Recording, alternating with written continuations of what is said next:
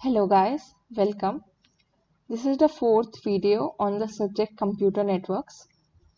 In the first and second videos, we have covered the topics that are marked in red and green. In third videos, we have covered some other topics and we have in total completed 20 questions. Now let's begin with the 21st.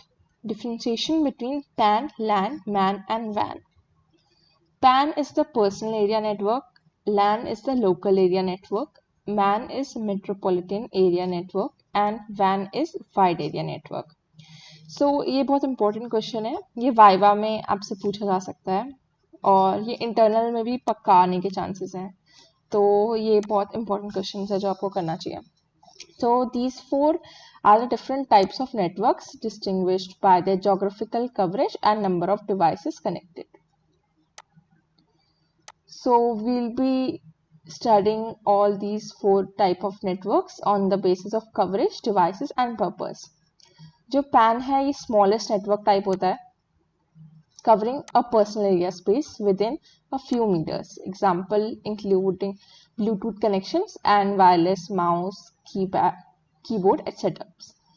Devices, it connects personal devices like smartphone, tablets, like of course PAN होते हैं personal area network, जैसे हमारा Bluetooth, Wi-Fi होता है, ये एक person के लिए यूज होता है बेसिकली उसके डिवाइसेस कनेक्ट करने के लिए, जैसे कि हम ब्लूटूथ अपने मोबाइल से कनेक्ट कर लेते हैं, लैपटॉप से कनेक्ट कर लेते हैं, तो ऐसे होता है. बेसिकली इसका पर्पस ये होता है कि एक पर्सन के उसके आपस में उसके सारे डिवाइसेस कनेक्ट हो जाते हैं. ठीक है. जो लोकल एरिया नेटवर्क है ये एक स्मॉल जोग्राफिकल एरिया कवर करता है सच एज ऑफिस, बिल्डिंग और कैंपस. जो मेट्रोपॉलिटन एरिया नेटवर्क होता है वो लार्ज एरिया कवर करता है, टिपिकली अ सिटी और मेट्रोपॉलिटन एरिया. जो वाइड एरिया नेटवर्क होता है ये अक्रॉस सिटीज होता है या फिर अक्रॉस कंट्रीज और इवन ग्लोबली. तो जो लैन होता है वो हमारे computers, printers, servers etcetera connect करने के काम आता है with in a define area. वेराज man जो होता है वो it connects multiple LANs and other network devices within a define area. जो हमारा वाइड एरिया नेटवर्क होता है it connects multiple MANs, LANs and other network device across different locations. जो हमारा लैन होता है facilitates local data sharing, resource sharing and communication among connected devices. MAN are used to interconnect LANs of different organization or campus within a city, providing a larger coverage area for data sharing and communication.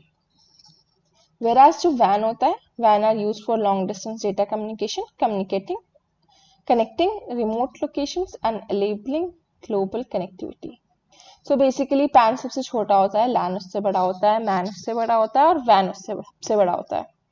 सो ये बहुत important question है, कर लेना. Let's move on to the 22nd question. Explanation of leaky bucket algorithm. The leaky bucket algorithm is a congestion control mechanism used to regulate the flow of data in a network.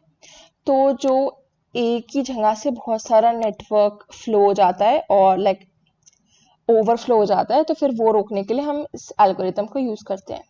It ensures that data is transmitted at a controlled rate and prevents bursts of data from overwhelming the resources. This algorithm is often used in traffic shaping and quality of service implementations.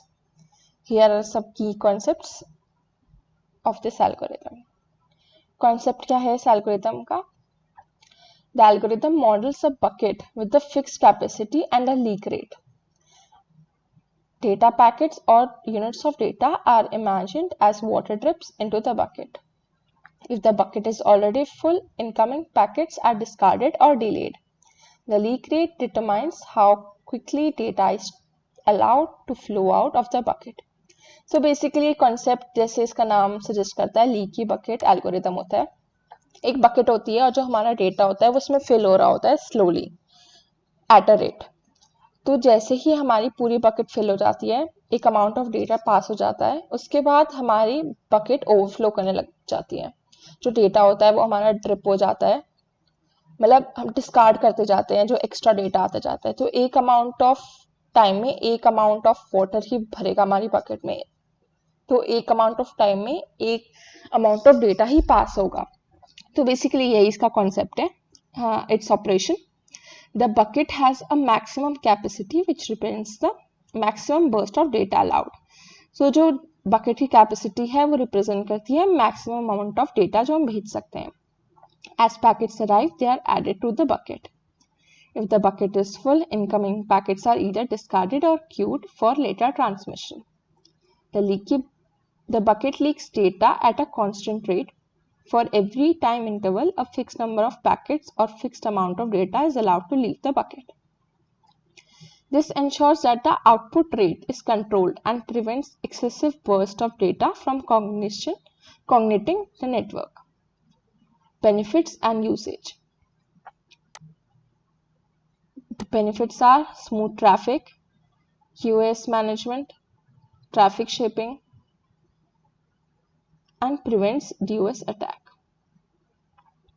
Let's know about them.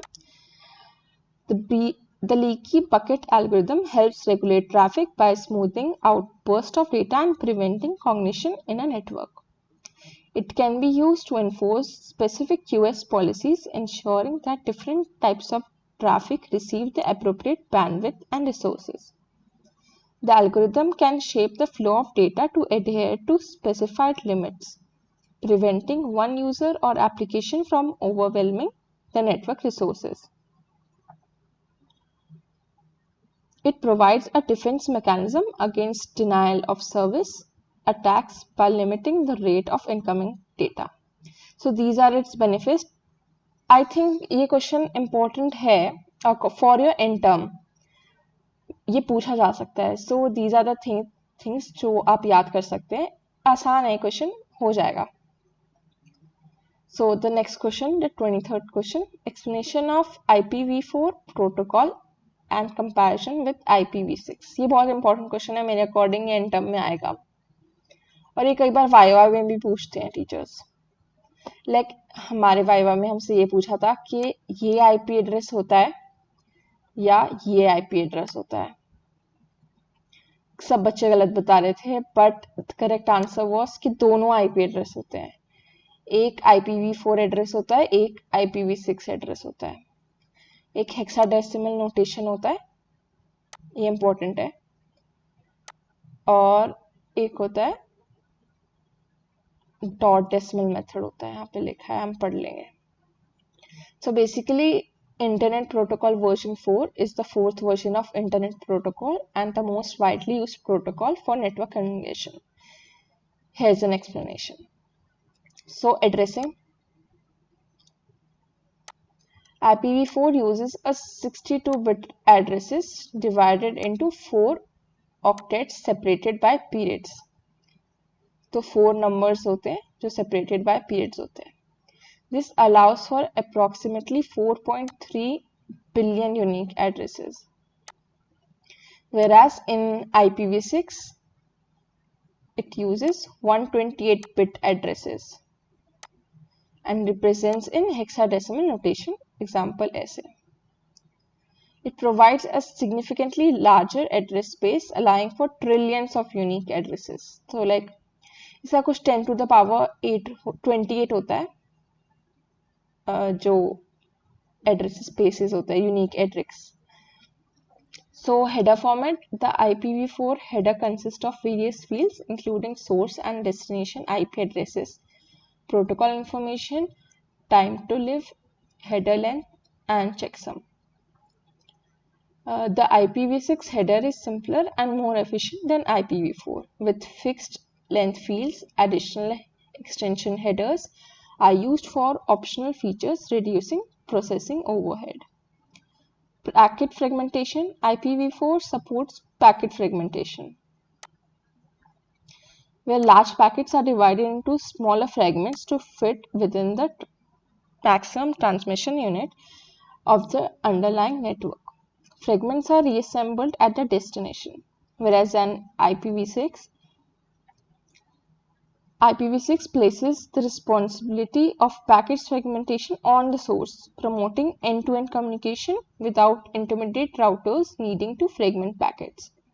So basically IPv4 में हम fragmentation खुद करते हैं और IPv6 में fragmentation हम source पे ही डाल देते हैं. तो source और सीधा destination वो करते हैं, कम्युनिकेट करते हैं और बीच में कोई राउटर्स लगाने की नीड नहीं होती है जिससे फ्रेगमेंटेशन हमें खुद करना पड़े. So address hierarchy, IPv4 uses an hierarchical addressing structure with classes A, B, C, D, E and subnetting to allocate IP addresses efficiently. So basically IPv4 classes का यूज करता है. इसमें 5 classes होती हैं, A, B, C, D और E. Limitation: IPv4 addresses are limited in number, leading to address exhaustion issues. This has necessitated the adoption of IPv6. So basically IPv4 की हमें addresses कम पड़ गए थे, इसलिए हमने IPv6 इंट्रोड्यूस किया. So basically 4.3 billion unique addresses भी कम पड़ गए थे. You can imagine, like एक ही पर्सन के पास कितने IP एड्रेसेस हो सकते हैं. लाइक फोन हमारा अलग होता है, लैपटॉप और भी हमारे पास कई सारे डिवाइसेस होते हैं. सो 4.3 बिलियन यूनिक एड्रेसेस भी कम पड़ गए थे, इसलिए हमारा IPv6 आया. IPv6 incorporates improved address allocation mechanism, making it easier to assign and manage IP addresses. Enhanced security: IPv6 includes built-in support for IPsec, Internet Protocol Security, as a mandatory feature, providing improved security for network communications. So this was it. Let's move on to 24th question. Advantages of optical fiber over coaxial fiber. ये भी एक अच्छा question है, easy question है, ये करके जाओ, number ये क्वेश्चन आएगा, सीधा नंबर मिलेंगे. सो इन दोनों में जो डिफरेंसेस हैं अभी हम देख लेते हैं. ये दो मेन पॉइंट्स है जिसके कारण ऑप्टिकल फाइबर केबल ज़्यादा अच्छी होती है. That is greater bandwidth, immunity to electromagnetic interference. Optical fiber cables offer significantly higher bandwidth compared to coaxial cables. They can carry a much larger amount of data over longer distance without signal degradation. This makes optical fiber suitable for high-speed data transmission, including applications like internet connectivity, video streaming, and cloud computing. And the second point is immunity to electromagnetic interference. Optical fiber cables are immune to EMF and radio frequency interference due to the nature of their design. They are light signals for data transmission instead of electrical signals, which makes them highly resistant to external interference from power lines, electric devices, or electromagnetic fields. This ensures reliable and secure data transmission in environments with high EMI or RFI, such as industrial settings or areas with heavy electrical equipment. In addition to these advantages, optical fiber cables are also lightweight, have low signal attenuation, and can transmit data over long distance without the need of signal amplification. However, they can be more expensive to install and require specialized equipment for slicing and termination compared to coaxial cables. So, जो हमारी optical cable fibre होती है ये बहुत अच्छे से coated होती है. वो उसके कुछ कोट के कारण ये इलेक्ट्रोमैग्नेटिक इंटरफेरेंस भी झेल सकती है और इसमें जो ग्रेटर बैंडविड्थ इसे मिलता है उसके कारण ये लाइट वेट भी होती है, लॉन्ग डिस्टेंस भी कवर कर सकती है. बस एक ही वो है इसमें शायद ड्रॉबैक है कि एक्सपेंसिव होती है इंस्टॉल करने में. So let's move on to 25th question.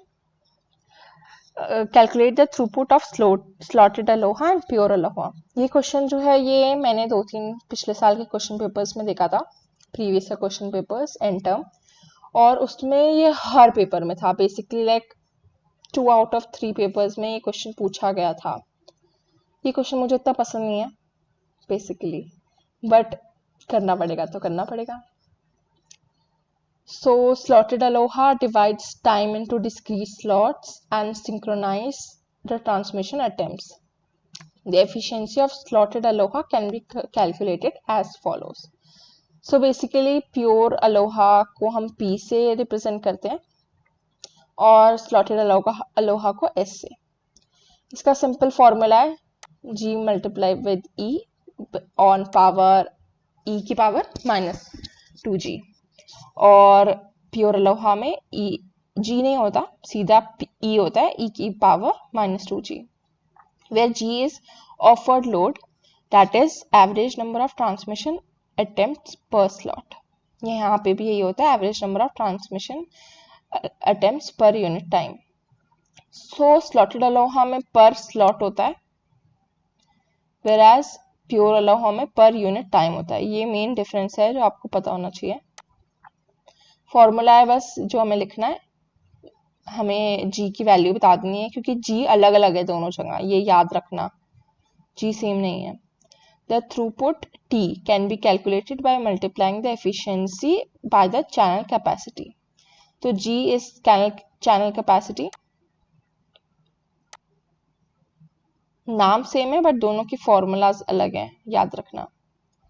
इधर भी जो थ्रूपुट है वो एस इंटू जी है, इधर भी जो पी है वो एस इंटू वो पी इंटू जो टी है वो पी इंटू जी है। Note that the channel capacity is maximum rate at which the channel can transmit data without errors. Channel capacity हमारे क्या है, जी की वैल्यू है, ये जी है चैनल कैपेसिटी।